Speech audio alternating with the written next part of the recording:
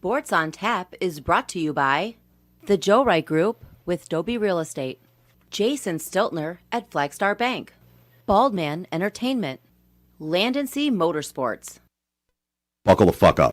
It's time to play the game. They are who we thought they were, and we let them off the hook. Time to play the game. You can't let that shit happen. You play to win the game.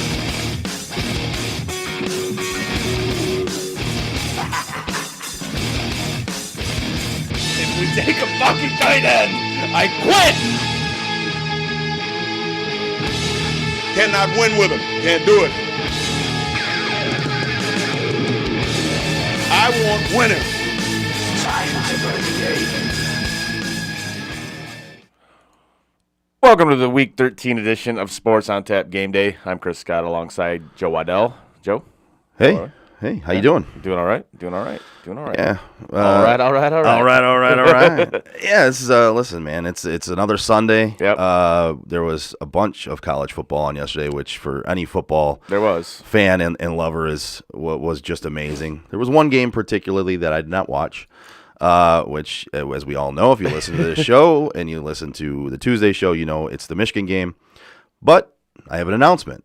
I took that time to finish up our shop. Yes. With all of our merchandise. So you can buy stuff with our logo on it. Yes. So now you can log on to SOTDET.com, click on shop, and shop away for anything Sports on Tap related that we sell. Again, there are some things I want to pre-apologize because of all the problems in getting goods and things like that. There are some things that are sold out or that will end up selling out or be pushed out a little bit. So just keep that in mind when you log on there. There's things that we can't control on there as far as that goes. But our shop is up and running now at sotdet.com and click on shop. Well said. So yeah, we got some clothing. We have laptop covers. We have stickers. We have coffee mugs. There's baby clothes. There's so much stuff on there. It's crazy. There's a lot of stuff. Yeah. So check it out. And if you want to support Sports on Tap Detroit, buy some stuff. We appreciate it. That would be fantastic. Yes, we would absolutely appreciate that. So before we get into today's NFL slate, we want to touch on yesterday's college football game. This is, I should say, plural. Yeah, plural. And specifically, obviously, the Michigan game. Yes, being where we're from. Yes. I thought they played well. I was kind of worried in the first half a little bit, though, when it was only 14-3, and they constantly had that opportunity to just end them in the first half. And they didn't. Yeah. And it's just like, all right, but I feel like if you go up against a better team, that shit ain't going to fly, man. I didn't see it, so I'm kind of I've for all the games I haven't watched, I have tried to catch it on ESPN or something like that to at least see what they have to say and to see how the game played out. Yeah. I will eventually. I will watch my first Michigan game in a year and a half coming up in the college football playoff here. Right. But with that said, I look at it, and the end result was they pretty much dominated. They did. Yeah, the second half, they completely dominated that game. And that's, you kind of look at the end result, and are there faults to see if you watch the game that I didn't see? Yes, of course. I'm sure there is. When you look at the first half score, the first half score 14-3, I believe. Yep. So, if they had opportunities and they just didn't put their foot on their throat, that's a problem. Because against a team like Alabama or Georgia, which is who they're going to play, we'll get to that in a second, you're going to have a problem with a team like that if you don't utilize and take advantage of every opportunity. Mm-hmm. Oh, absolutely. And you need to take advantage of the opportunities you get and actually score on those drives that you need to score on. Yep. No, that's the thing. You got an opportunity to bury an opponent. You got to do it. And like you just said, you go up against an Alabama or Georgia, which they're most likely going to end up playing one of those two teams. That would be an issue because those teams will exploit that. Absolutely. And as humble brag, Alabama won, which I specifically called on the Tuesday show. Yep. It was one of those things that I knew it was going to happen. I put money on Alabama money line, as did you, which I was very confident in that pick, and it's just those two teams are not the same two teams they were on earlier on in the year, and I think people had this assumption that Alabama was just not the same, and Georgia was this otherworldly program this year, and it kind of. If you were paying attention to those games throughout the season, Alabama was getting better and Georgia was just stagnant a little bit and not really playing high competition in a lot of those games. They were beating the shit out of lower competition. So for as good as we say the SEC is, it's incredibly top ended. So you got Georgia, it's top heavy, and Alabama, and then everybody else. Very much. And I guess if you want to throw Texas A&M in there, fine, but. For the most part, that Texas A&M, Auburn, but for the most part, it's top heavy. It's extremely. It's not a very good conference. No, but it gets the clout that it is, which brings me to the rankings that will come out at noon today. Mm-hmm. And for the rankings to come out at noon today, I'm going to tell you my thoughts on it. And this is what I believe really truly is going to happen, not what I think should happen. So what's going to happen is they're going to move Alabama from 3 to 1 because they beat 1, right? And then what's going to happen after that is either one of two things. Either Georgia will drop to 3 because Michigan won and they won handily, so Georgia will end up dropping to 3, or Georgia will drop from 1 to 2 and they will move Michigan to 3, which is a weird move for me. I'm only saying that's going to happen because the committee does not want to see Alabama, Georgia play in the first round of the playoffs. They just played. They don't want to see that. Nobody wants to see that. Well, I mean, it shouldn't be about what you want to see. It should be about how the rankings actually should be, I right? agree. So, I mean, as far as how the rankings should be, I would want to see that because to me, that should be where it's at. I mean, it shouldn't be you just try and figure out the rankings based on what matchups you want to see in the first round. It should be you rank the teams based on how you really truly see the eye test how they should be ranked. Right. But what's going to happen is Michigan and Georgia will be 2 and 3 somewhere, one or the other. They'll flip flop them, whatever. And that's going to be the matchups. Yeah. It's going to be Alabama, Cincinnati, and it's going to be Georgia, Michigan. No, So Michigan's going to have a tough task. Regardless, they were going to have a tough task. Well, any of those teams are going to have a tough task. It's like, but I mean, I'm just saying, they're basically essentially Michigan will now be playing the number one team all year. That was number one team all season for the most part. Yeah, and which was basically regarded by many as the number one team up until they just got beat by Alabama. right. So it's one of those things where you look at it, and I'm looking at this. I'm thinking the line will come out for that game. More than likely, Michigan's going to be the dog by between 8 and 10 points. I saw like an early line. I think it was like Okay. 7.5. Okay. I think Georgia So 7.5. I'm thinking between 8 and 10. I don't think it'll quite make it to 10. So I think it'll be anywhere between 8 and 9.5, pretty much. So that's kind of where I think that line's going to be. I think it's going to be a little disrespectful, but I think it's still. I think there's still a lot of people that doubt that Michigan football program, that think they are semi-fraudulent, as we kind of said all season. Yeah. And right now, they're kind of proving everybody, including myself and you, wrong. Yeah. In what they're doing. Yeah. No, they have. So I mean, it's hard to argue with what they've done. Like you make it to the playoff, you don't make it there by a fluke. Listen, I have hated on Jim Harbaugh for quite a few years now, and so much so that I have, and so have you. Yep. And so much so that I haven't even watched the Michigan game in like a year and a half. So I'm still skeptical. I'm not bought back in. I did tune in to the post game last night. He seems a little different. He does.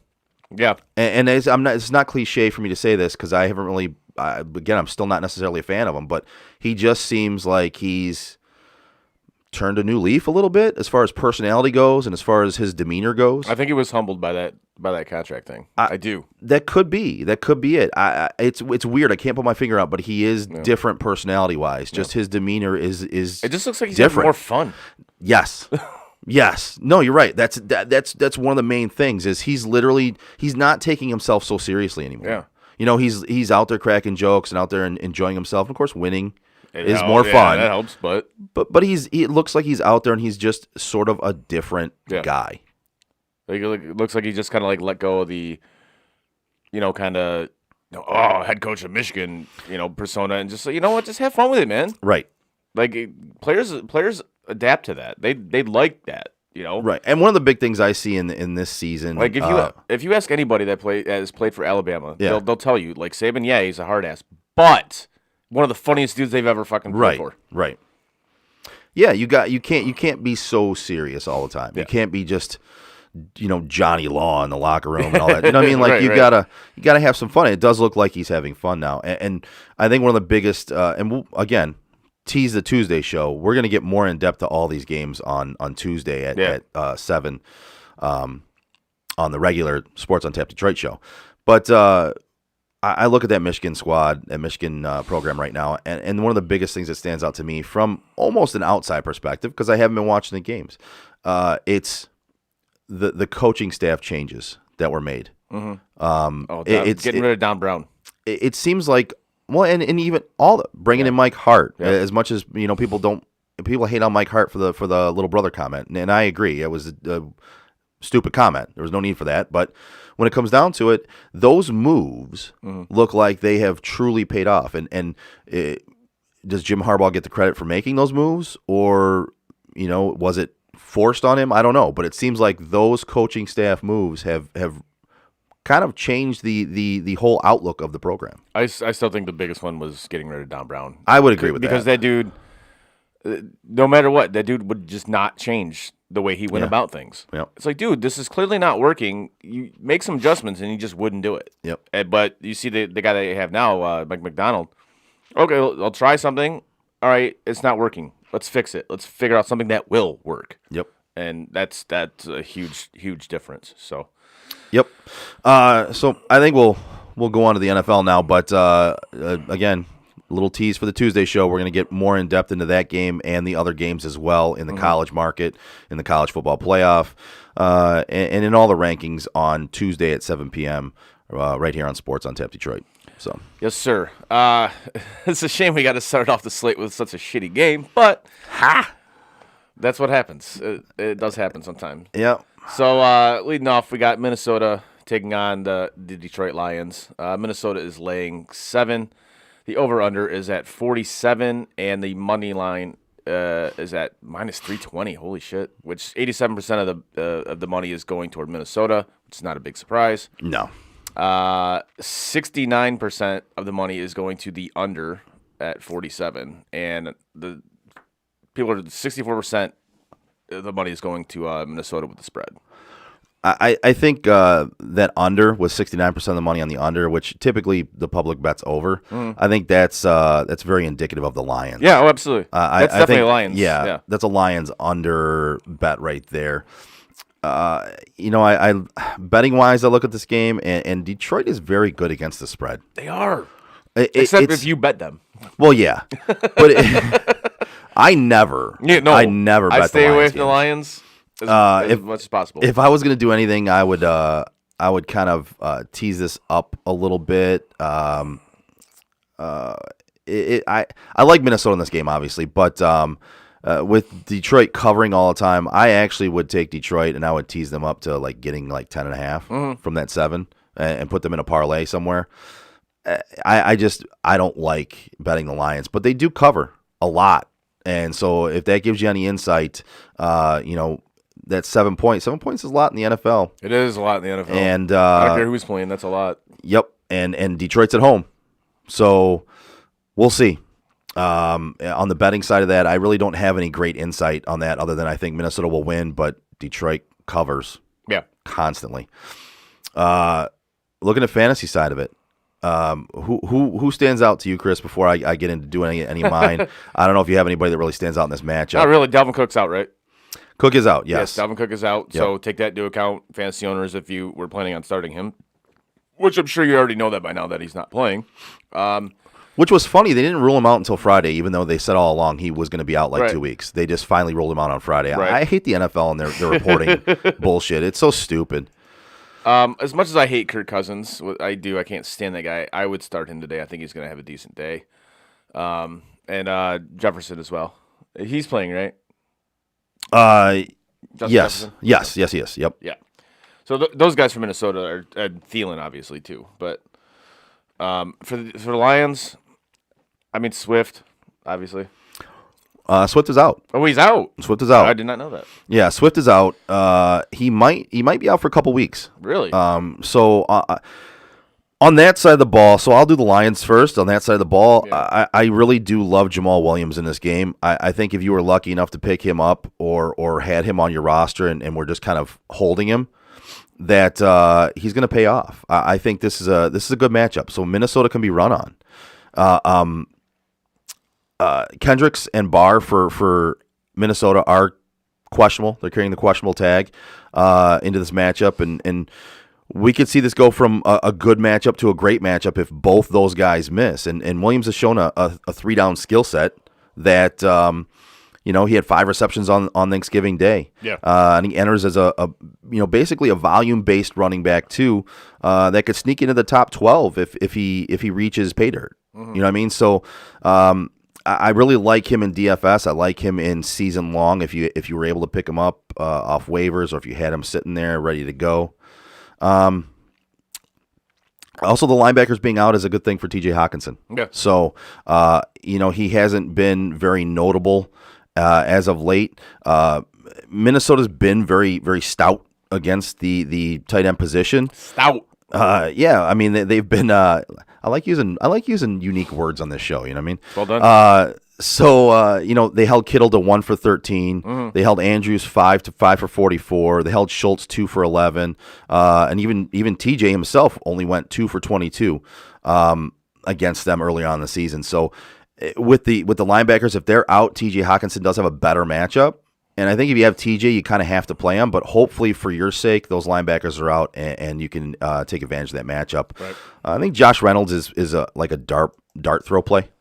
I don't mind that play because it looks like Goff and him have a little bit of rapport from being together in L.A. On the other side of the ball, I think you play everybody. It's Detroit, right? So Alexander Madison automatically moves into top 10 running backs, in my opinion. He has looked very good in the two matchups that he played in place of Dalvin earlier in the season. Right. And they shouldn't miss a beat there. Madison went 25 for 113 on the ground, and actually chipped in 7 for 40 with one touchdown receiving. I believe that was the last time they played. Cook's out. Play Madison. Kirk Cousins, he faces a Lions defense that's bottom 5 in touchdown rate. So that bodes well for him, Jefferson, and Adam Thielen. So looking at Tyler Conklin, listen, that's kind of another dart throw play. But tight end is such a tough position that maybe you want to take a shot on him today against the Lions. Absolutely. So, there you go. Next up, New York Giants taking on the Miami Dolphins. Miami's laying 6.5. The over/under is at 40, and money line. All right, there we go. The money is 90% of the money on the money line is going to the Dolphins, which is crazy at minus 280. Over/under is pretty even at 40, and 72% of the money is going to Miami minus the 6.5. Yeah, and this is one of Danny Wise's picks for the week, and he's not with us today.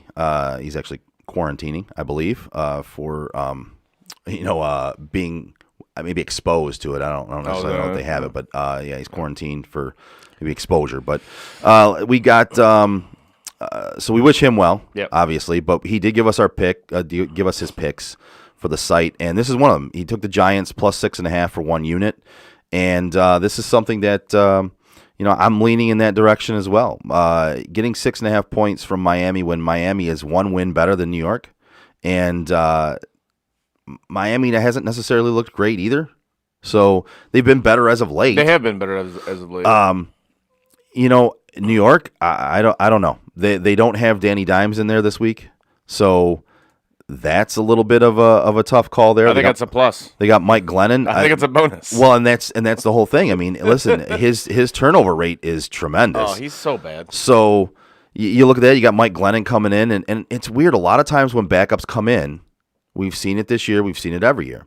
Backups come in, and they end up playing very well, and they keep teams in games or even win them.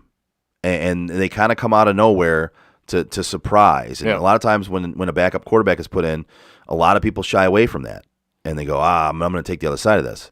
Well, if you look at history, backup quarterbacks in their first game in for the starter typically fare pretty well because... Especially against the Detroit Lions. But well, yeah. I digress. That's true. But this is not the Detroit Lions. It's the Miami Dolphins who actually have 5 wins on the year as opposed to the Lions who have none. Yeah.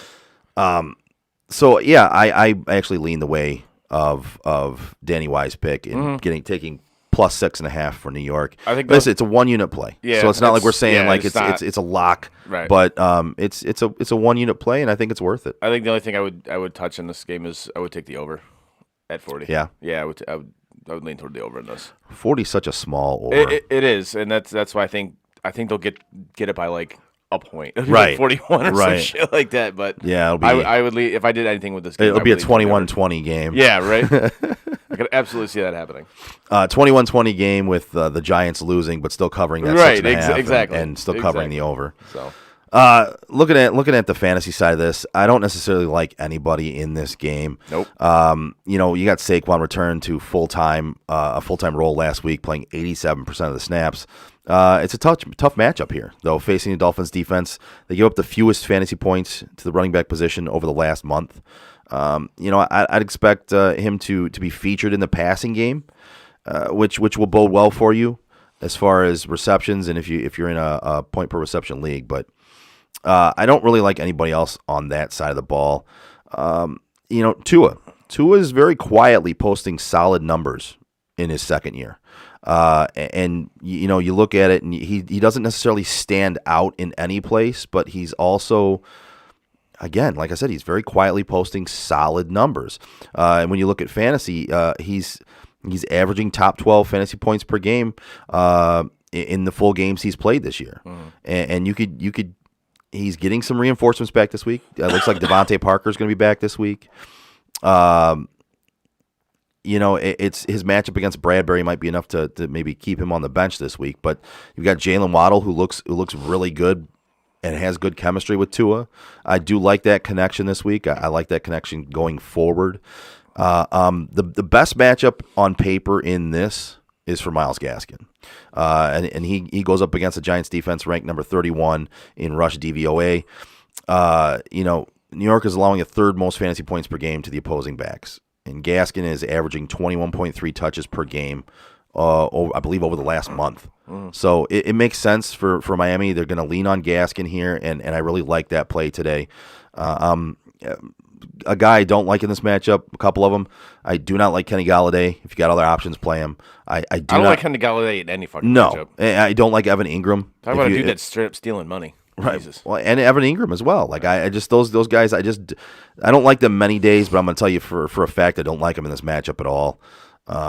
So that's again my opinion on the fantasy side of it, and we'll move on to the next game. Yeah, next up, Tampa Bay, Atlanta. Tampa Bay is laying 10.5. The over/under is set at 50.5. And holy shit, minus 510 on the money line for the Bucks, which is going off at 94%. It's fairly even on the over/under at 53% for the over, and the spread. People are taking 67% with the spread with Tampa Bay at 10.5. That's a big spread. That is a big spread. I don't love anything in this matchup. Honestly. Neither do I. I would stay away from this game 100%. I lean towards Atlanta covering. They're at home. They are not a good team. No, but they're a team that has covered a lot, and they don't really get blown out per se. So I would lean at 10.5 is a lot. That is a lot, and I would maybe lean that way. But I really don't like anything in that matchup betting wise. I personally am staying away from it. I would too. Nothing stands out to me. I would too. And Tampa Bay's defense is kind of suspect. They can give up some points. They can, especially in the passing game. That rush defense is good, but I mean Atlanta doesn't have a rush offense, so they're not going to try to rush it. They're going to be throwing it, and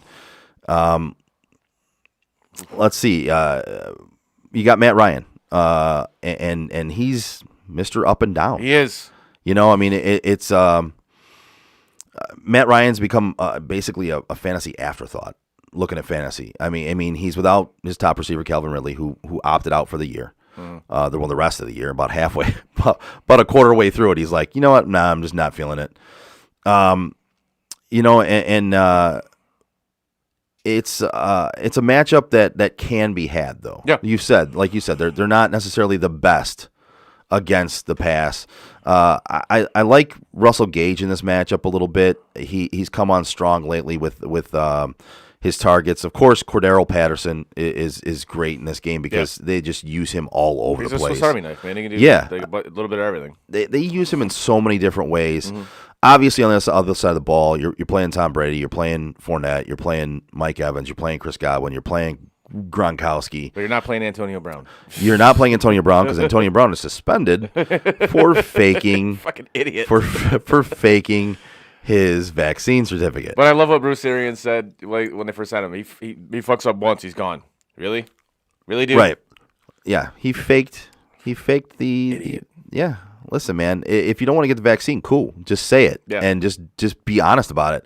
Don't fake the vaccine card. Right. Come on, bro. I like the memes for that. It's just like somebody run. No, I'm vaccinated. I'm vaccinated in like crayon. Yeah, right. So yeah, I think there's very strong starts on the Tampa Bay side of this, and I think Atlanta can keep pace enough to stay within that 10.5. But Tom Brady's is a very, very, very good play in this game, especially after a couple of down weeks. Yep. Looking at him to come back and find a ton of success against this Atlanta defensive unit that basically we're told can't even learn the full playbook. Oh yeah. We discussed that a little bit. Yeah. So I mean, that's kind of really all I need to say about that matchup there. Yeah, that's pretty bad. If you can literally only use like what is it, a quarter of the playbook or something like that. Yeah, I think it was a third of the playbook. A third something of the like playbook that. because your players are too dumb to friggin' learn all of it. Okay, cool, man. That's gonna lead to a lot of success. Wow.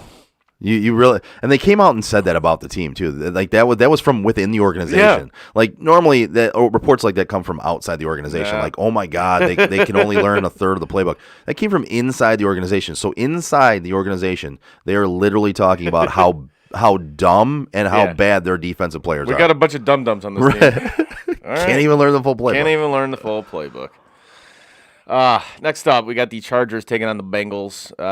Cincinnati's laying 3. The over/under is set at 49.5. And the money is on the Chargers, actually, going off at plus 135, which is going off at 53% on the money line for that. Heavy on the over at 84% at 49.5. And a lot of people are taking the Bengals, laying the 3 at 59%. The Bungles. The Bungles.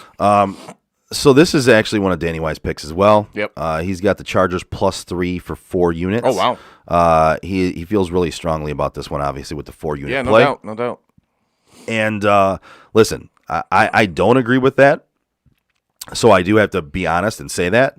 With that being said, don't trust me, trust Dan, because on the year he's 22-15 overall with his picks, and he is plus 23.5 units. So if you were going to trust anybody in this, it would not be me. It would be him.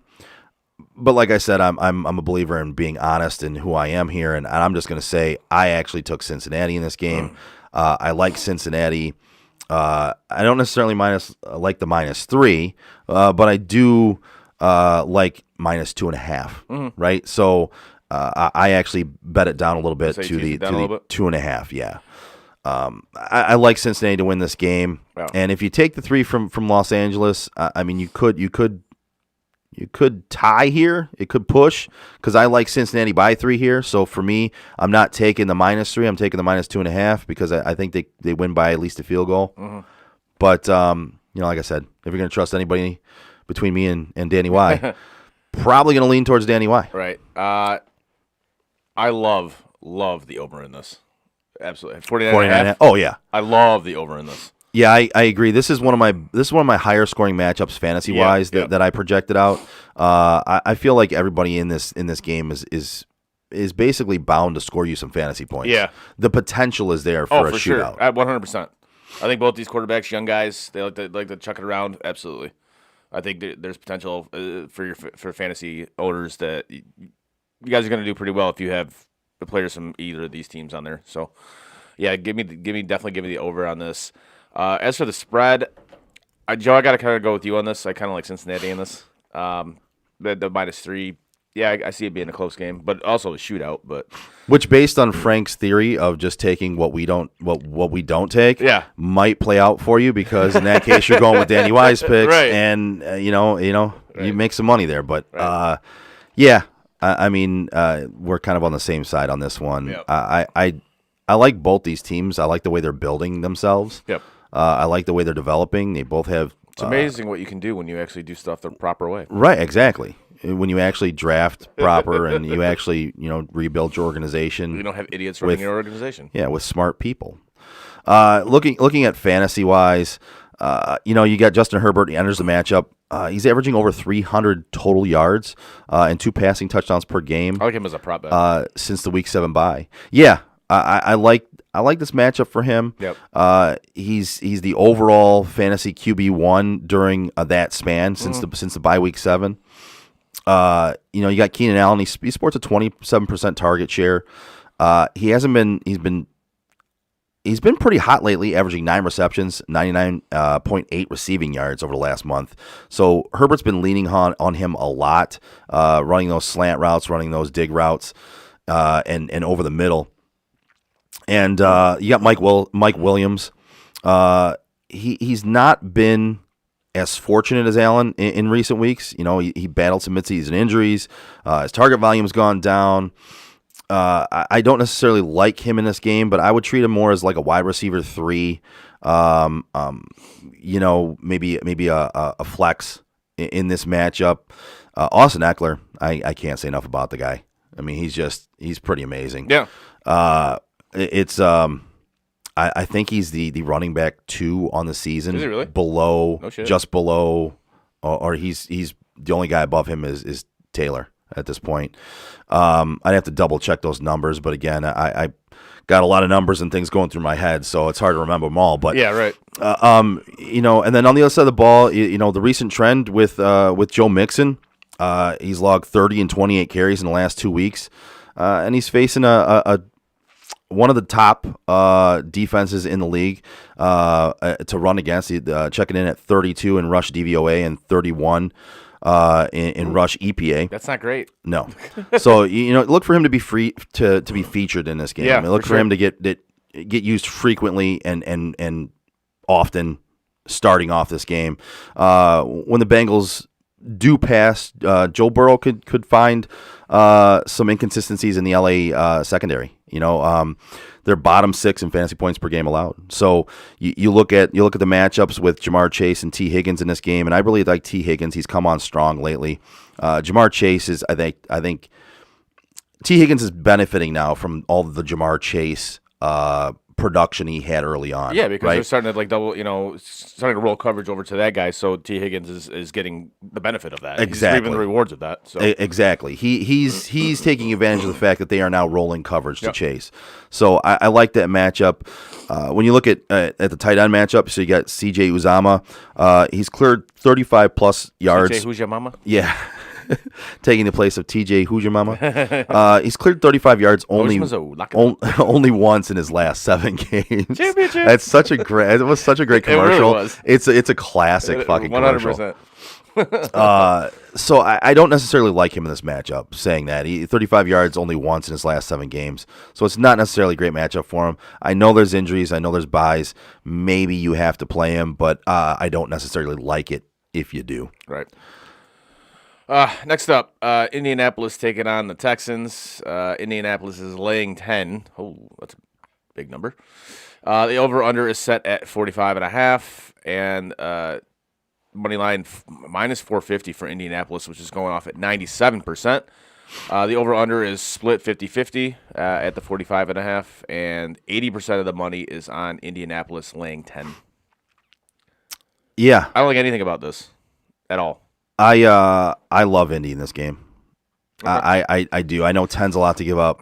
I love Indy in this game. I think Indianapolis' defense has come on strong lately, and their offense.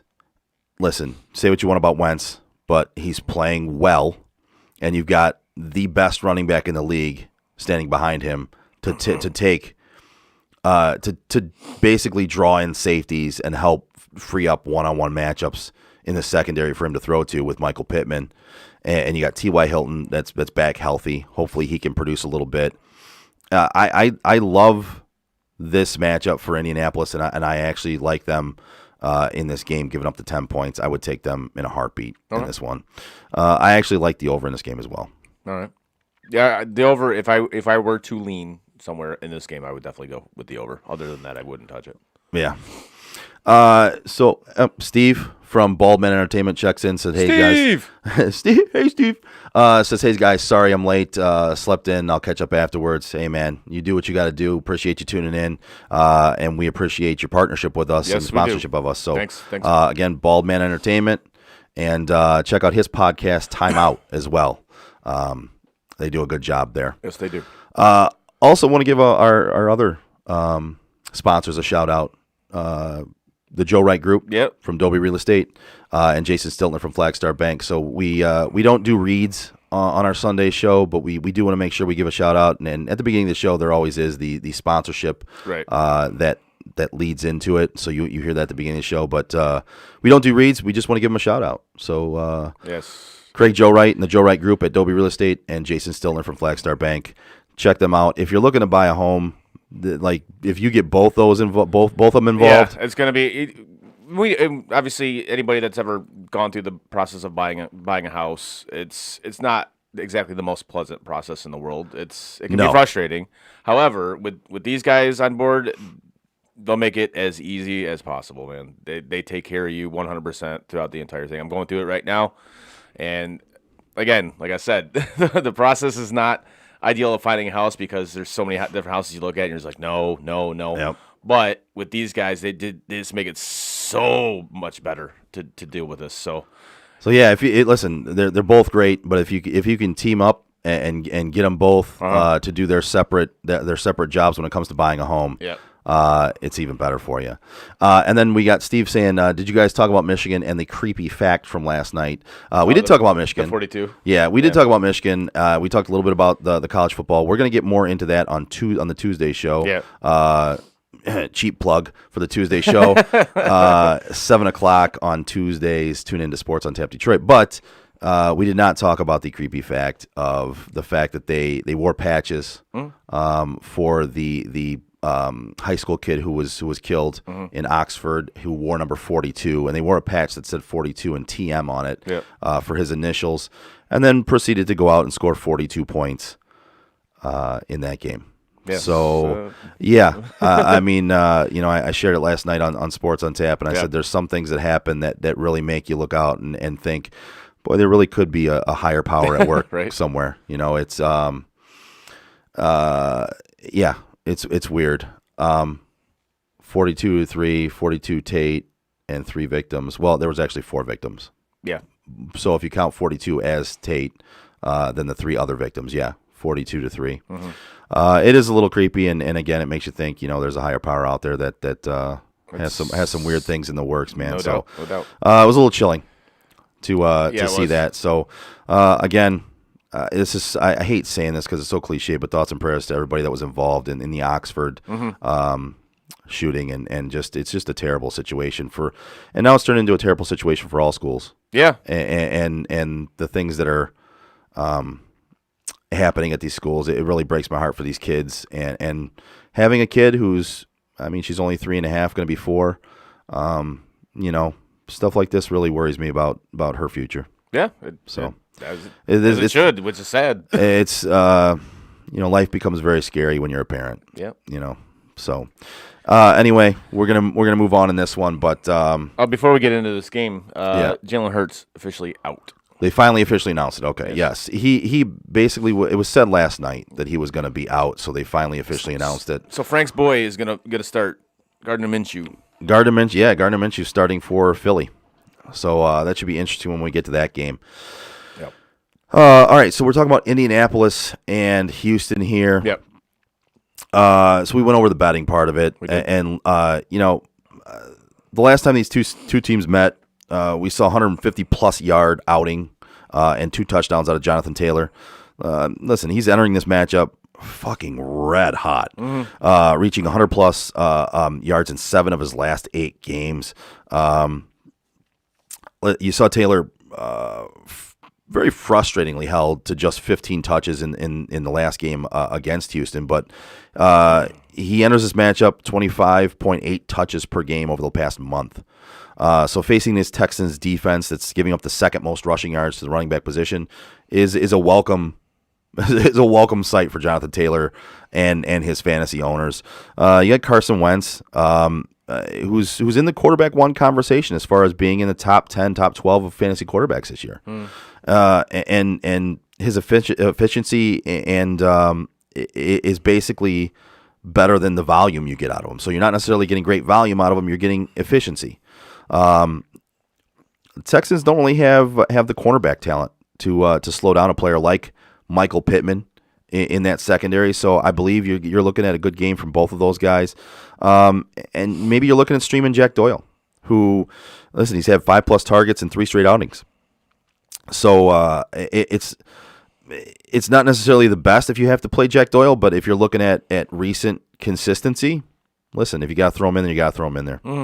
The only two guys I like on the other side of the ball are maybe Tyrod Taylor and Brandon Cooks, and not even really Tyrod Taylor. So he's kind of like a possibility if you have to, If you got maybe. to, yeah, if you need a fill-in or something like that. Yeah, like if you need to fill in for an Yeah. injury or bye, maybe if he's the only guy you can get for Hurts to replace for Hurts right now. Right. If you didn't have a backup plan for him, which you kind of should have, because in the beginning of the week, I personally put in a backup plan for Hurts possibly missing in the leagues that I have him in. But Cooks, listen, 28% target share, 41% of the team's air yards. He went 9 for 89 on 13 targets against this defense in the previous matchup. I like that matchup for Cooks. I don't necessarily like anybody else on that side of the ball. Maybe a dart throw with Burkhead, because he might get the bulk of the carries. David Johnson's been not only hurt, but he's had an illness, a mysterious illness, so that they had to shut down the whole practice facility. They didn't practice one day this week because of a mysterious illness that is not COVID. So everybody, like a ton of the team was sick, and so they literally didn't practice one day this week. They shut down the whole facility. So that's another reason why I kind of like the betting side of this with Indianapolis. I just think they're coming in more prepared. They're the better team by far. I think they end up running up this matchup right here. All right. Next up, Eagles, and oddly enough, we just talked about Jalen Hurts. So, Yep. Eagles taking on the Jets. Philadelphia is laying 5.5. I think that spread will go down a little bit with this news. Yes. Over/under is set at 43.5, and 85% of the money is on Philadelphia for the money line at minus 220. Ton of money going to the under on this one at 66%, and Eagles getting the love on the spread at minus 5.5 at 58%. Yeah, I think so. You got Gardner Minshew coming in for Jalen Hurts, so looking at this realistically, I think it's a good thing for Philadelphia to sit Jalen Hurts in this game. He's got an ankle injury, right? And they have a bye next week. So you're looking at basically giving him 2 solid weeks off before he has to start practicing for that next week's matchup. So I think it's a good thing for them to sit him. In no way, somebody said something about they were sitting Jalen Hurts last night, and they said something about, oh wait, it's Gardner Minshew time. They're not sold on Hurts. Well, they might not be sold on Hurts, but this is Hurts' job when he comes back from being injured. They're not putting in Gardner Minshew and thinking he's going to win this job. It's not happening, guys. Sorry. It is kind of a great matchup for a spot start for a quarterback, actually, facing a Jets defense that's bottom 3. I'm gonna say it's not great. Yeah. So, I mean, basically the bottom 3 in PFF's coverage grade, if you take that into account. So, Minshew should be serviceable enough where you don't want to necessarily rush to swap out your Eagle skill position players, as like in Devontae Smith, who has a 24% target share, or even Dallas Goedert, who hasn't been great lately, but you're looking at, they might lean more on the running game a little bit. So if you have Miles Sanders, if you have Boston Scott, they should be leaned on in this game, and I think you might get some more points out of them than you're used to getting, and they might lean on a heavy run attack, right. And then the Jets, listen, Zach Wilson is Zach Wilson. I don't like anybody on that side of the ball. Maybe Tevin Coleman will be utilized more frequently in this game. He's, last week he had a season high in carries, 16, rushed for 67 yards. It's not a great average, but it's usage. Yeah. So if you have to play, if you need a running back, if you need running back help, maybe put him in there. Corey Davis looks like he's going to be out, and if he's not out, he's going to be very limited, so don't play him. I would even lean against Elijah Moore, who I have as a sit this week. I like everybody on the Eagles side of this, even with Gardner Minshew out. And if that line drops, I would actually take Philadelphia now, even minus the 5.5. If it goes down because Hurts is out, I would still take them. Yeah, I still like this game for Philadelphia. I might jump on that later and see if the line goes down. Yeah, and if it goes down, I think you're getting better value because Hurts was playing. He was still injured, right? He was coming in with an ankle injury, so it means his rushing wasn't going to really be there. Nope. So this line, if it moves at all, it's strange for me because Hurts was already injured, but take it. I think Minshew is serviceable as a backup quarterback. He's shown he's been a starter in the league. he can get the job done. Yeah. So I like the Eagles in this game betting wise as well. Nice. Next up, Arizona taking on Chicago. Arizona's laying 7.5. The over/under is at 42.5, and huge money line, 95% with Arizona at -357. The over/under is it's pretty equal at 42.5, with 51% of the money going to Arizona, and 76% of the money is going to Arizona laying the 7.5. Yeah, and so betting wise in this one, I lean towards Chicago getting the 7.5 at home. I do as well. I know Arizona's defense is good, and I know they're looking at getting back Kyler Murray and DeAndre Hopkins on the offensive side of the ball. I still think Chicago at home with Dalton in there as an experienced starter, I think they can keep this matchup close. Is it weathering in Chicago? Do you know?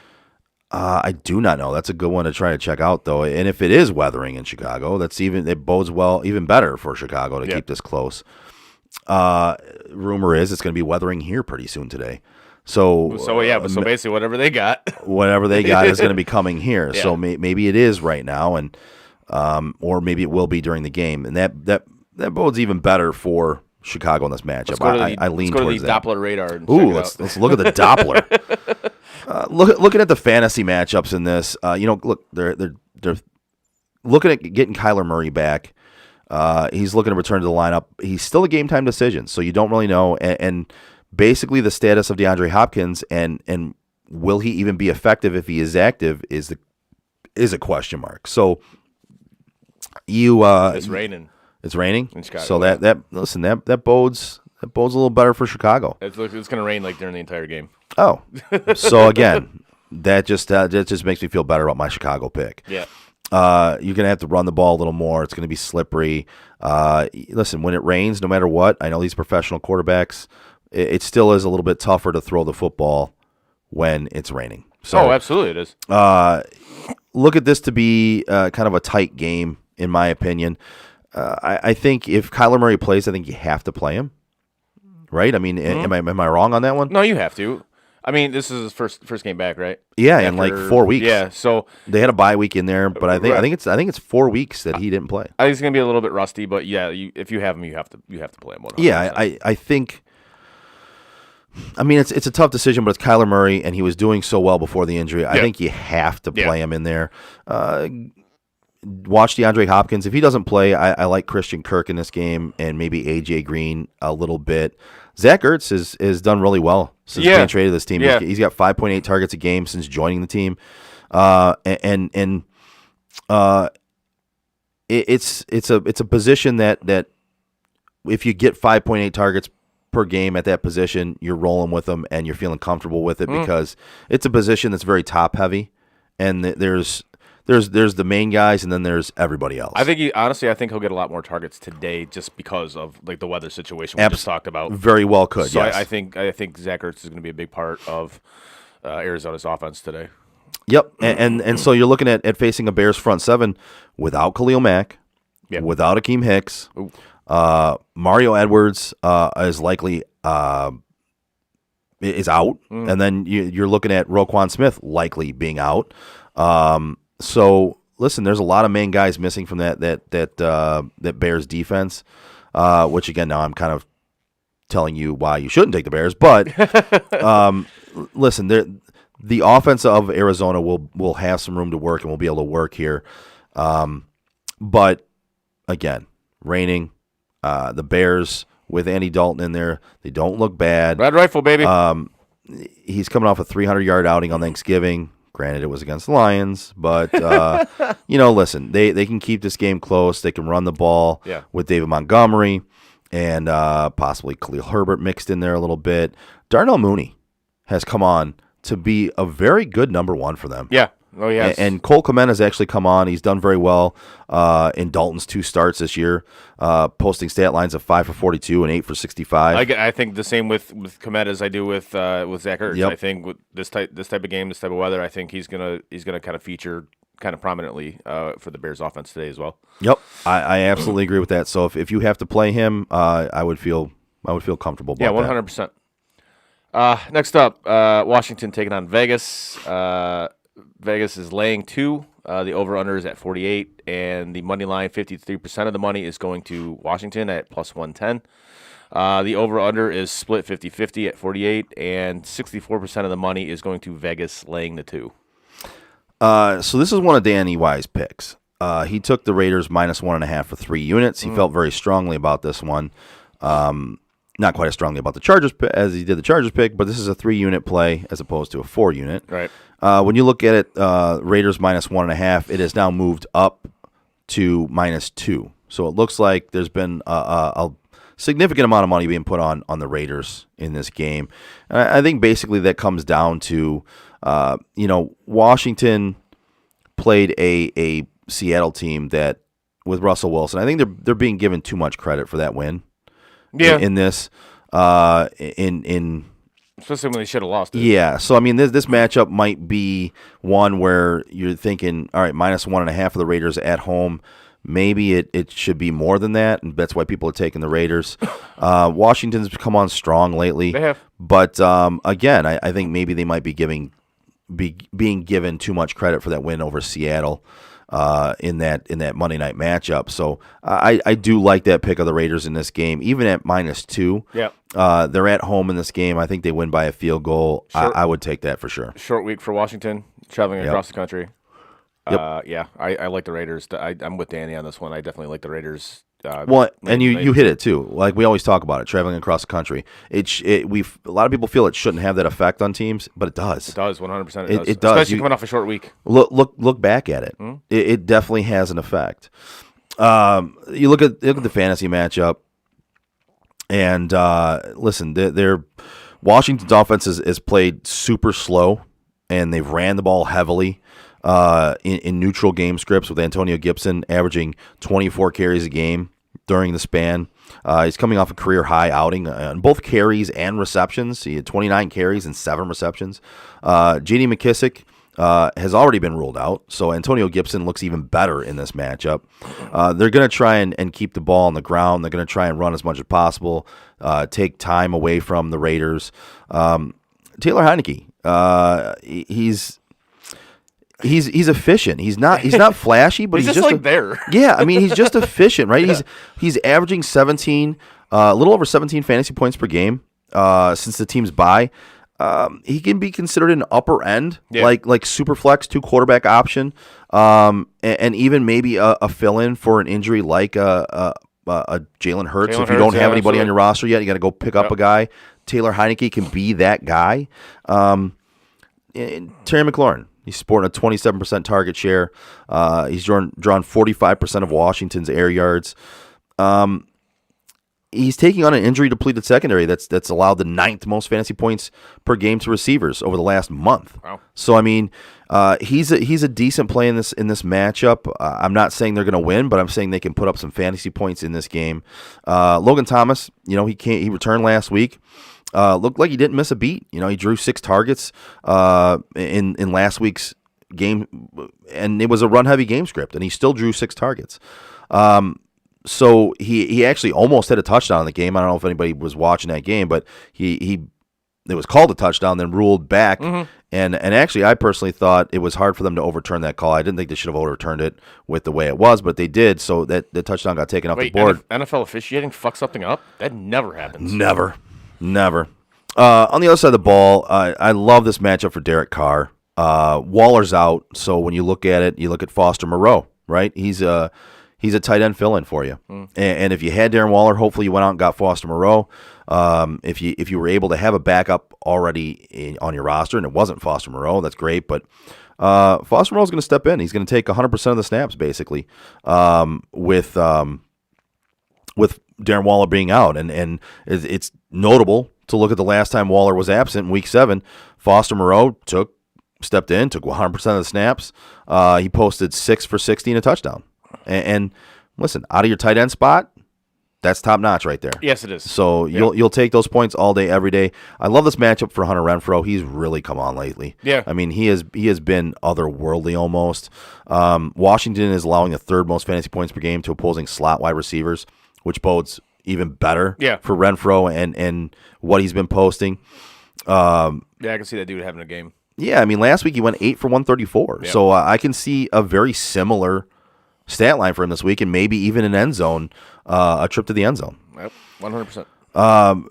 Josh Jacobs kind of checks in at about anywhere between 18 and 22 as far as running backs go for the week. He's on the injury report, so I mean, keep an eye on that.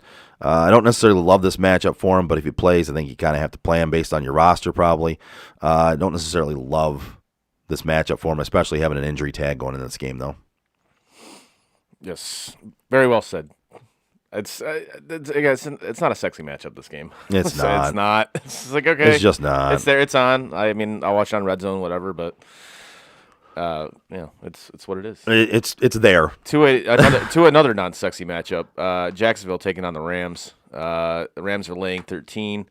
The over/under is at 48, and 95% of the money is on the Rams at minus 720 for the money line. 67% of the money is on the under at 48, and 74% of the money is on the Rams laying the 13. This is a tough one betting wise. Yeah, I don't touch that spread. Nope. What I would bet is I would actually bet the over in this game. I feel like both teams can score. Los Angeles' defense has not been what it was last year, the year before. They can be scored on. Yeah. Now, maybe if you're looking fantasy-wise, maybe you're looking at, the Los Angeles defense can maybe get some turnovers from Trevor Lawrence. So that's a different story. But I can see at least 2 picks from Trevor. Yeah, if we're talking betting-wise, and I'm talking the over at 48, I think Jacksonville can score some points. Los Angeles can score some points.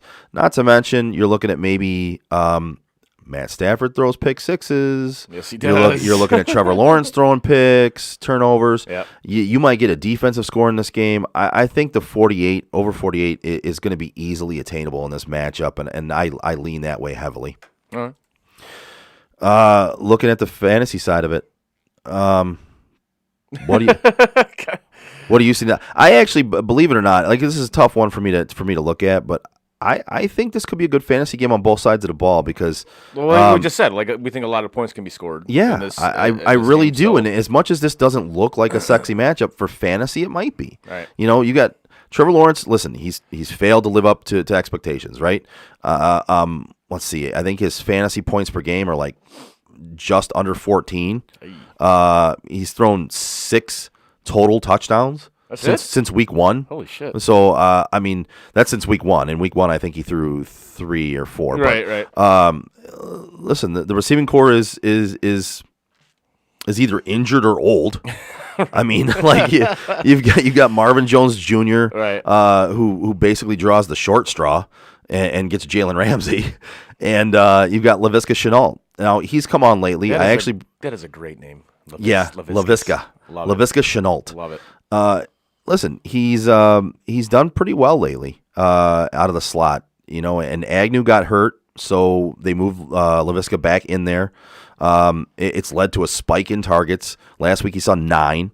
If you're desperate for a play here at wide receiver, which in one of my leagues I am playing Laviska Shenault, and it's a league where my team has suffered a lot of fucking injuries, like a lot, almost as many as like an actual NFL team right now in this part of the season. Right. So I'm playing Laviska Shenault as a wide receiver 3, and I'm hoping for the best here. I think James Robinson is he logged limited sessions all week. He enters with a questionable tag, but he's expected to go, and he would be a volume-based play for me against the Rams defense that's 18th in rush EPA allowed. So 6 different backs have scored 17.9 fantasy points or greater against this defense. So keep tabs on if he's active or not, and he's looking like he's going to be active, looking like he's going to play. I like James Robinson in this matchup. On the other side of the ball, I like Matt Stafford, Cooper Kupp, Van Jefferson. Yeah. Even OBJ. I mean, I hate to give the guy credit. Listen, he's doing decent fantasy-wise on that team. They're not winning games. No. But he's doing well fantasy-wise. He's getting utilized. So I don't dislike any of those matchups. Darrell Henderson does come in with a questionable tag, and he didn't participate in Wednesday and Thursday's practice. So basically, he only participated in Friday's practice, and he's very questionable. I would look for them to play Sony Michel a lot in this game, which they would consider a very winnable game. I think it becomes a top 15 play for me in a matchup where they're going to try to run the ball a little bit more, and if they get up in this game, they're not going to hand the ball to their injured running back, their injured number one. No. Even if he is healthy, they're going to give the ball to Sony Michel. I like him DFS wise. I like him as a play. Again, same league that I'm playing Laviska Shenault in. Right. I had to pick up Sony Michel and play him because my team is so riddled with injuries. Just with the Rams, they got to figure out that offense. Their offense has been horrendous the past It's been very bad. Matthew Stafford has looked very Lion-esque. He has 100%. He has. And I kind of hate saying that because it's very cliche to say, but it's accurate. It really is accurate. He's looked very Lion-esque. Yes. And he's looked like the Matthew Stafford that was on the Lions for 12 seasons. So they need to figure something out there desperately. Yeah. It's almost like he now has, like, I guess, too many weapons. Because you're trying to get the ball to, like, all these guys to, to keep them happy, whatever, so they can eat and shit like that. But at some point, you just got to be like, all right, dude, I'm going to throw it to whomever's open. And that's what needs to happen. And it's weird. A lot of times with wide receivers, when you have DB or when you have wide receivers that are very diva-ish, yeah, you got quarterbacks try to make them happy, they do. Right? Because if your wide receiver who's a diva is not happy, then it makes the locker room atmosphere a little bad. Absolutely does. So, and I'm not saying that's happening. But listen, OBJ has been proven to be a diva, right? And wide receivers in general are proven to be divas. So I think Cooper Kupp is an exception. I think he just has a very good rapport with Matt Stafford. I don't think he's the type of receiver that goes in there calling for that dude the ball. Gets open. But maybe he is. Maybe he really is because wide receivers are divas. Maybe he's like, man, throw me the ball more. I'm open more. But I think quarterbacks tend to try to make their wide receivers happy as opposed to just taking what's there. Yep. And sometimes that can lead to the problems that you're seeing. That is absolutely the case. Next up, San Francisco and Seattle. The Niners are laying 3. The over-under is at 44.5. 84% of the money is on the Niners at -150. The over-under is fairly even with 53% of the money taking the under at 44.5. And 76% of the money is going to San Francisco laying 3. Nice. I was just looking at a Fox bet here that came across. It's a 5 times your money if Jonathan Taylor, Austin Eckler, and Leonard Fournette all score 1 TD. Yeah. I would take that in a heartbeat. I would throw some money on it. I think Leonard Fournette's going to fuck you on that, but yeah, I would. He might. I mean, listen, he's coming off that 4-touchdown game, so this would be a game where he doesn't get one. But listen, against Atlanta, they're going to move the ball. Yeah. It's very possible he gets a 1-yard touchdown plunge, right? So, I mean, they're going to move the ball. Could they put in Ronald Jones and fuck you over there? I mean, they could. But listen, 5 times your money. Oh, for sure. I'd throw something on there. I like that. Throw some ducats on there for sure. Yep. Absolutely. I like that. So go check that out at Fox Bet. Looking at this matchup betting wise, I'm all over San Francisco minus that 3. I think Seattle's they're done. They look bad. Russell's injury it definitely looks like it's still bothering him. Yep. He came back. I think he might have came back too early. Yep. Tried to rush it back. San Francisco, even traveling to Seattle, which it's just traveling up for them. It's not traveling cross country. Right. I like them in this matchup. Listen, they run the ball. They keep the ball out of the opposing team's hands. Talking fantasy a little bit, Elijah Mitchell, they're going to use him heavily in this game.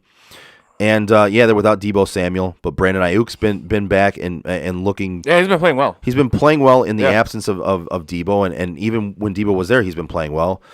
I think San Francisco kind of controls the clock in this game, kind of controls the ball, and wins this game by more than 3. I like San Fran in this game very much.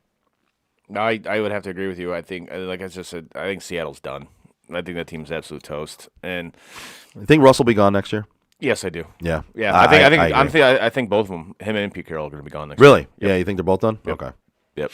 I think Russ for sure is going to be gone. Yeah. I don't. I think he just.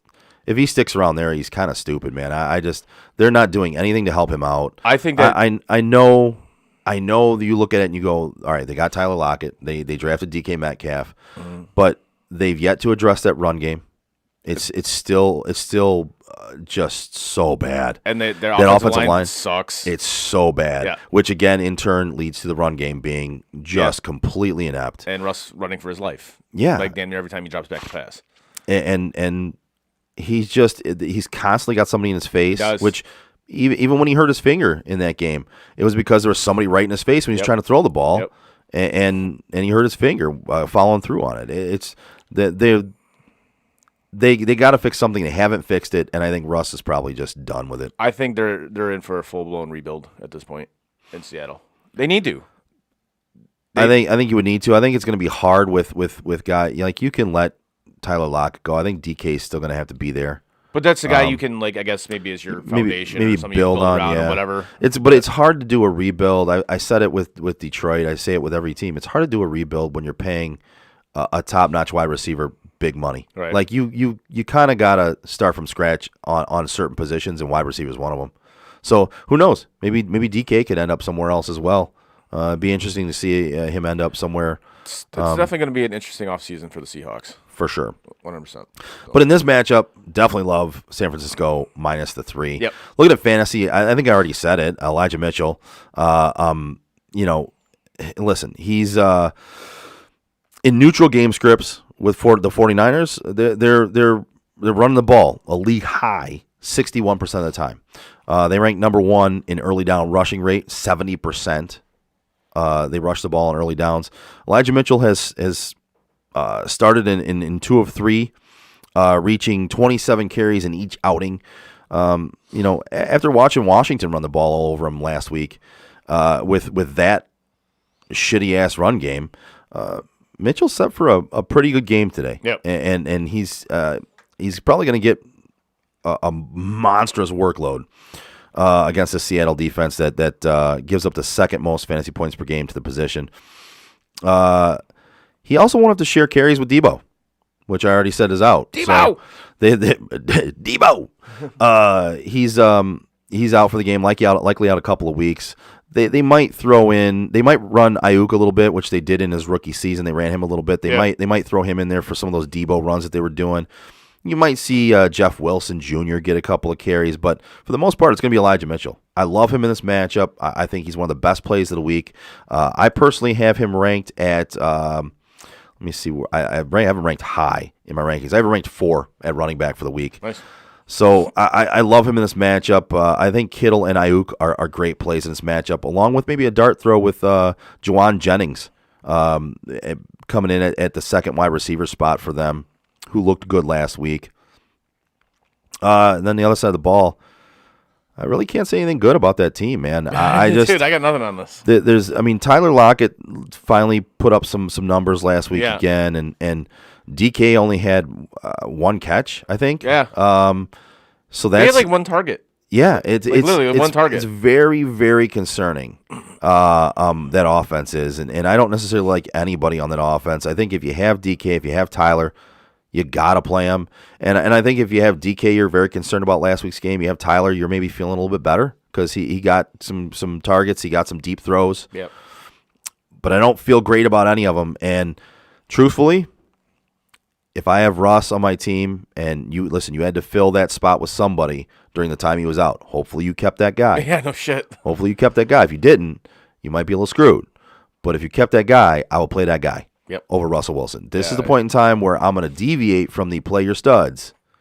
Play your guys you drafted high because he's not playing like a stud now. He's not, and he's hurt still. Yep. And it's clear that he came back too early. Yep. It's clear that finger's still bothering him, and I would sit Russell Wilson. Yeah, I think you kind of have to at this point. It's like you just said. He's not 100%. He's just not. And you can tell by anytime he tries to throw the ball, his passes are off. It's not Russell Wilson, that we're used to seeing. Nope, not by any means. Next up, this should be a sexy game, but it kind of loses its luster a little bit. But Baltimore and Pittsburgh, these teams hate each other. Yes. There's no ifs, ands, or buts about it. These teams hate each other. Baltimore is laying 4. The over-under is set at 44. And 85% of the money is going to Baltimore laying 200 or minus 200. 57% of the money is going to Pittsburgh with the under at 44. And 62% of the money is going to Baltimore laying 4. Yes, and I like Pittsburgh in this matchup. Me too. I know Baltimore's 8-3 and Pittsburgh's 5-1, but listen, records in this game don't really mean much. Pittsburgh's at home, and I think that Baltimore defense can be had, and I think Pittsburgh. Pittsburgh actually wins this game outright. I would take Pittsburgh money line, but I would also dabble a little bit on the +4 just in case they don't actually win outright. But I really like Pittsburgh in this matchup at home. Yeah, I actually with you on this one. Baltimore is such a. I don't want to call them a Jekyll and Hyde team, but they kind of are, and they can be. Yeah, for sure. And honestly, I think that 8-3 record is kind of fraudulent. I really do. A little bit, and a lot of those wins they've had to pull out like late at the last second. Well, one of them was a last second record-breaking field goal against the Lions. So again, like we said, this is a rivalry game. Anything can happen in rivalry games. The game's in Pittsburgh. I'm not quite sure what the weather's going to be like there, even though I really don't think it will make a difference with these teams because they play in weather all the time. But being as the game is in Pittsburgh, I do like the Steelers getting the 4 points. And if you wanted to straight up take them on the money line, wouldn't be against that either. Yeah, and I kind of like the over in this game because you look at this and we got two very different offenses at play. It's Baltimore ranks bottom 3 in both pace of play and pass rate. And Pittsburgh ranks 10th. In each statistic. So if Baltimore gets out to an early lead, you look for a run-heavy second half. But if the Steelers hit the gas offensively to begin this game, which I think they will, then we can see a game script where it kind of cruises over that 44.5 or whatever it is at this point. I think it's 44 now. Right. So I kind of like the over in this game. Listen, fantasy-wise, you got Lamar coming off a fucking horrible Monday Night Football outing where he threw 4 interceptions to a Cleveland Browns team that was so woeful on offense. They scored 10 points in that game. And they got lucky to win that game. Because that's what I'm talking about. Because, listen, he threw 4 picks in that game, and you have a team that leads the league in rushing, that ran the ball a combined 15 times with their top 2 running backs and threw the ball like 40 times with an injured quarterback with multiple injuries. The game script, the play calling in that game for Cleveland was just so bad that they pretty much handed the game to Baltimore, which is another kind of a fraudulent win for Baltimore. So, Pittsburgh secondary ranks 23rd in drop back EPA and 26th in pass DVOA. TJ Watt was surprisingly activated from the COVID list and will play in this matchup. They are going to be without Joe Hayden. That's notable with Pittsburgh allowing the 7th most fantasy points per game to wide receivers. You look at Marquise Brown. He's very quietly notched, I believe, his 6th week of double-digit targets. So that's you don't really think of him getting double-digit targets. You think of him getting the big plays, but he's getting double-digit targets. Mm-hmm. So that's big. He enters the matchup averaging 10.7 targets a game over his last 6 and 17.2 fantasy points per game. So it's a good matchup for him. Rashad Bateman isn't seeing near as much volume, 6.3 targets per game. But he's still might be a decent play in this matchup, which I think could be a little bit of a higher scoring game than what people think based on the over-under. And then you got Mark Andrews, who's top 4, top 5 at tight ends. He's averaging 14.9 fantasy points per game over the last month. Since their bye, he's cleared 50-plus receiving yards against the Steelers once in 4 career games. But he's the number 2 option in his passing attack with 24% target share. So, you look for him to kind of lead the Ravens in receiving here other than Marquise Brown. Right. I don't like the running matchup here for Devontae Freeman or Latavius Murray at all. I kind of shy away from that. You look at Ben. It's recently come out he's done. that he's going to be done at the end of this year. So, I mean, it's a year too late, bro. It's maybe 2 years too late. But you look at it and, listen, that team might respond to this a little bit. Maybe. by all accounts, he's very well liked in that locker room. Yep. And they look up to him. So with that news coming out, I think it got leaked on purpose. They're 5-1. Surprise me. They need to make a run for the playoffs. I think it might have got leaked on purpose, and I think it's to try to get this team on the right track and get them to play one last little bit here for Big Ben. Right. No, I can see that. Deontay Johnson posted 13-plus targets and 5 of 6 since Juju has been out with the injury. He's going to face a Ravens secondary that's not very good. I think they're 7th most. They're allowing the 7th most fantasy points per game to outside receivers. So it's a good matchup for him.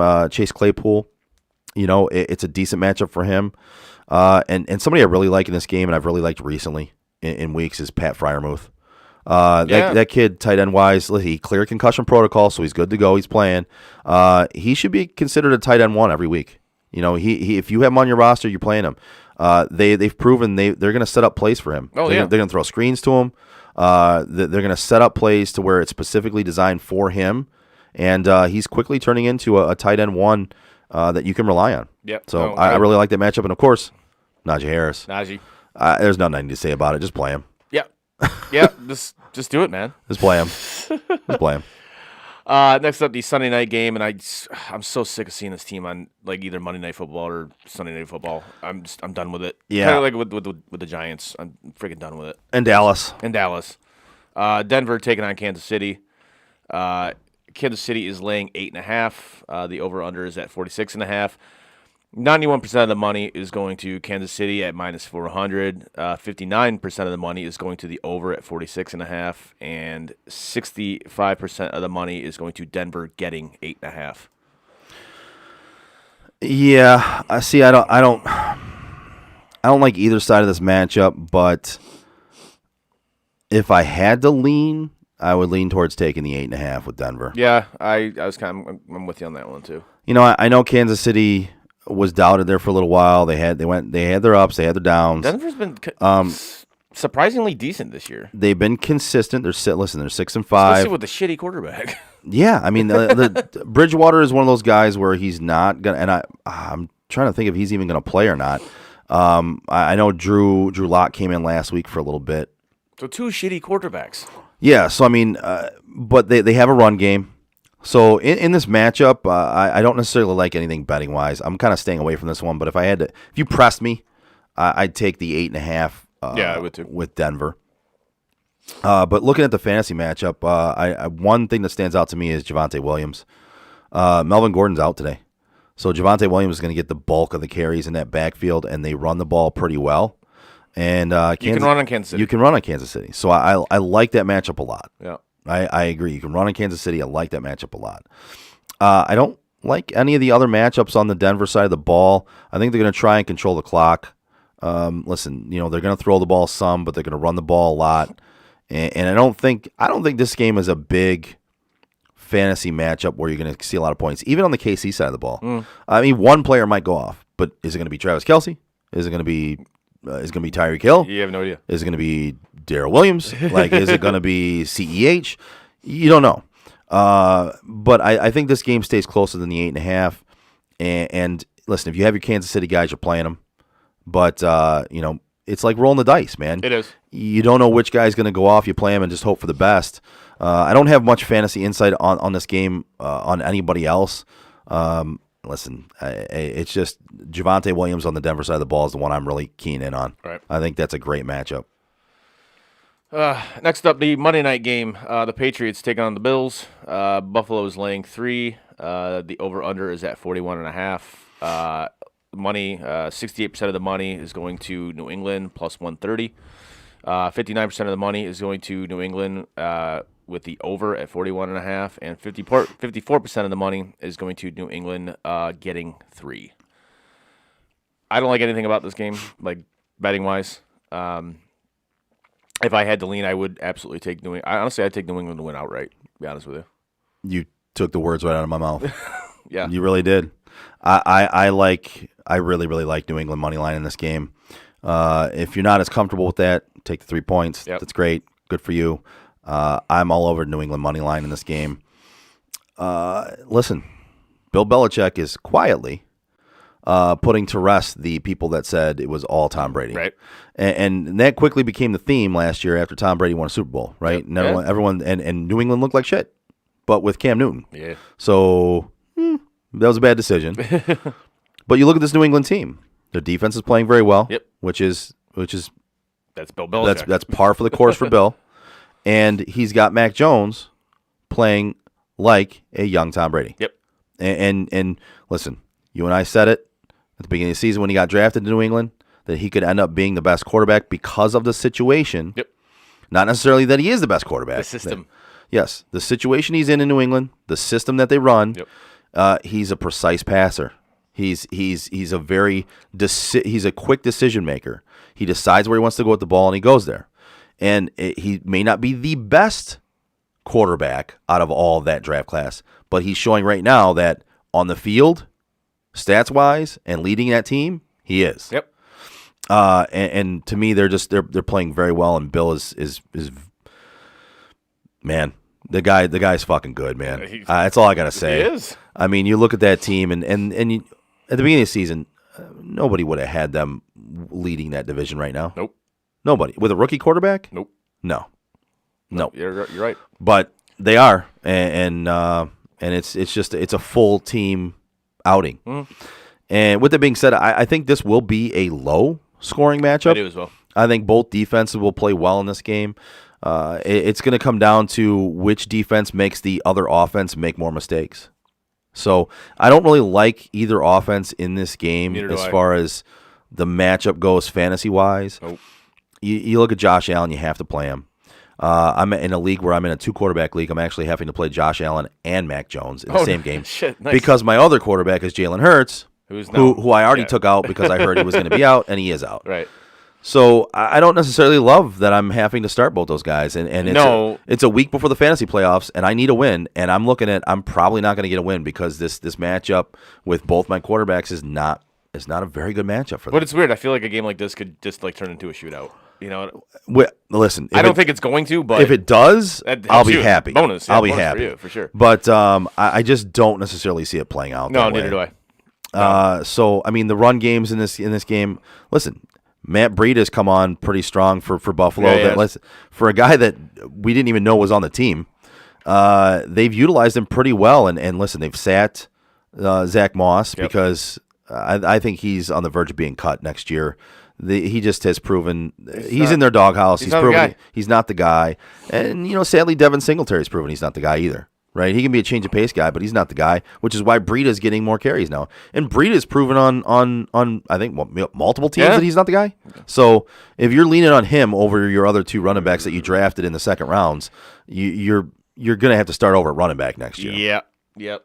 But New England, Damian Harris, I like him in this matchup. There's not much else I like in this matchup fantasy-wise. No, I'm with you. Not. I think it's going to be like a slug-it-out type game, and I don't think a lot of fantasy points are going to be scored for anybody you have on this, in your lineups. So, I just think that's how that game's going to kind of go. Yeah, and I don't have it as a good matchup for Dawson Knox either. He's done well since he's come back from that injury, but I don't have it as a good matchup for him. Could we be wrong? Could it turn into a shootout? Could there be a lot of points scored in this game? Yes. I mean, obviously we could be wrong, but the writing is on the wall for it to not be that. Yep. No doubt. All right. Well, that brings us to the end of this week's episode of Sports on Tap Game Day. We appreciate you listening and watching, and we hope we can help you win some money, some fantasy matchups, some DFS money. Straight cash, homie. Straight cash, motherfucker. Yeah. Enjoy your day of football. Tune in Tuesday at 7 o'clock for Sports on Tap Detroit OG show that we do every Tuesday. We will dive into the college football playoffs and the rankings, along with some other things that may come up between now and then, and I'm sure we'll talk a little bit of football, NFL football as well. Yeah. But the big thing is going to be the college football playoffs. Yes, for sure. So, and once again, we want to thank our sponsors. I do want to give them a shout out. We don't do it enough on the Game Day show, so I want to give a shout out to the Joe Wright Group from Dobie Real Estate, Jason Stilton from Flagstar Bank, Bald Man Entertainment, and his podcast Time Out. So we appreciate all of you, and Land & Sea Motorsports as well. We appreciate you. And again, thank you. Enjoy your Sunday, and go win some money and some fantasy matchups. Peace out.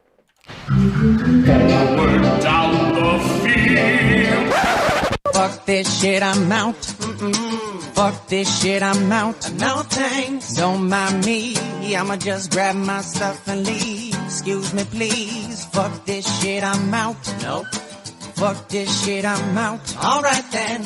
I don't know what the fuck just happened, but I don't really care. I'ma get the fuck up out of here. Fuck this shit, I'm out.